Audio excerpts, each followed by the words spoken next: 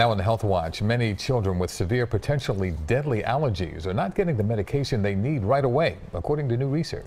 Health reporter Stephanie Stahl is here with details on this new study. Yeah, interesting one that came out today. You know, EpiPens are the go-to solution when a child has a severe allergic reaction. Doctors say this new research is troubling, that some patients aren't using them when they should.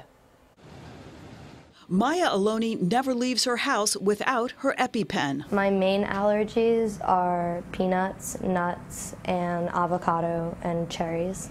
Those are my deathly allergies.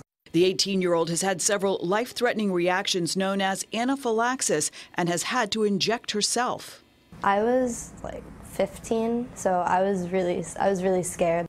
But many kids prescribed epinephrine do not get the medication as soon as they need it. A new study looked at about 400 children who went to the ER or urgent care for anaphylaxis.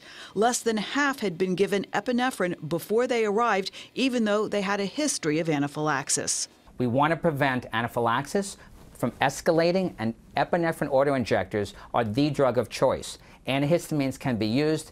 However, they're not the drug of choice, and they are not reliable to prevent anaphylaxis. 1/3 of patients prescribed epinephrine in the study did not have their injectors when they had their allergic reaction. Patients that did not use it before the urgent care visit when it was necessary were more likely to be admitted or stay in the emergency room. Maya had a severe reaction once and didn't have her medication with her. Ever since that happened, I've kept it in my bag. It's kind of life or death.